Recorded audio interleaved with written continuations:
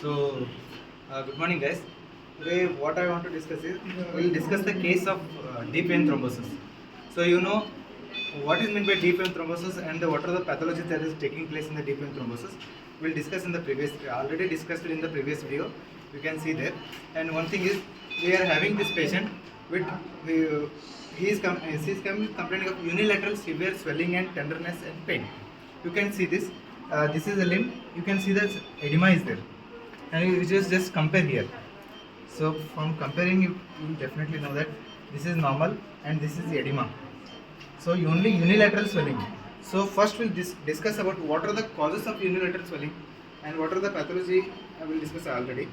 What are the causes of unilateral swelling? Only if unilateral swelling and only this joint. So only at this area there will be no much. You can see this edema from here to here. If it is there only at here, swelling is there, here everything is normal means and with this condition, with the history of any cell fall, what you have to think is, we have to think that patient maybe had cell fall and maybe a bone fracture. So you can see that from here to here full limb edema is there. So what are the causes of the limb edema? If it is a bilateral edema, then it will goes to the either it may be renal cause, either it may be cardiac cause, it will go, but only single huge edema. So in this condition, only thing you have to do is only two conditions. One is cellulitis. One more condition is deep vein thrombosis. One more condition is there, myomitis. What is meant by myomitis? Nothing but muscle pain. It's a muscular pain. So only thing what I want to discuss is, we are having cellulitis, we are having myomitis, and we are having deep vein thrombosis.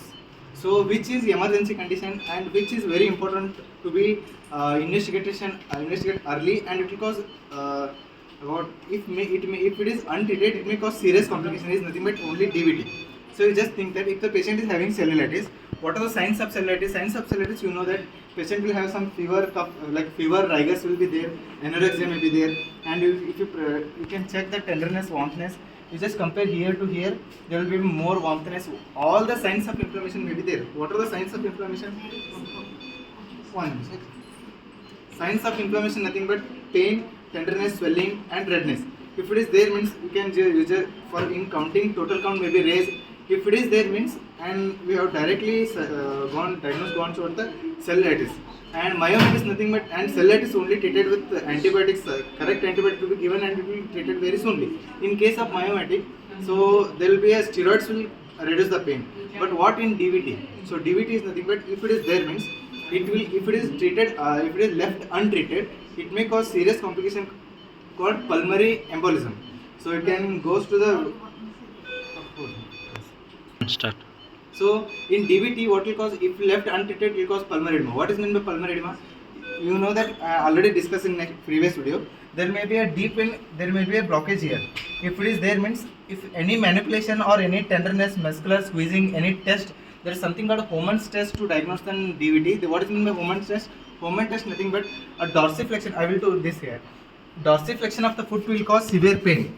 If you do here, I will just dorsiflexion, it will cause severe pain. Now it should not be done. Why it should not be done? Because if you done or any manipulation will cause a disgorgement of the clot. If it is disgorgement, it will directly go from the femoral artery, directly goes to the lungs or the pulmonary vessels. It will cause a severe pulmonary embolism. You just think that one more condition, if the patient is having DVT, suddenly patient will come with complaining of sudden onset of cough, breathlessness, increase, raised JVP, bilateral myocardial edema with low saturation. If it is there means, directly you have to think that maybe he got a pulmonary embolism. Investigation to be done very early and to give the treatment. So you just think that I will discuss, I already discussed what are the signs and differential diagnosis already discussed. And treatment. For the treatment purpose, you know that heparin to be given are explained in the previous video also. Only for this video, this is a live demonstration of the deep vein thrombosis.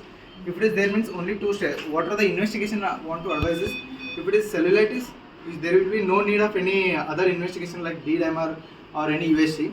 If suspect case of DVT, you have to go for the USG. USG will be the better golden investigation to diagnose, and D-dimer will be raised. What is meant by D-dimer? D-dimer, it is a negative test which will get raised in case of deep vein thrombosis or any other thrombosis. So this is the case. You can see one more thing is, by looking only at slit is, you can see this shiny skin. You can see this shiny skin. Shiny skin is there also seen in the cellulitis, but shiny skin is more seen in patient of deep vein thrombosis. This to be seen. Thank you.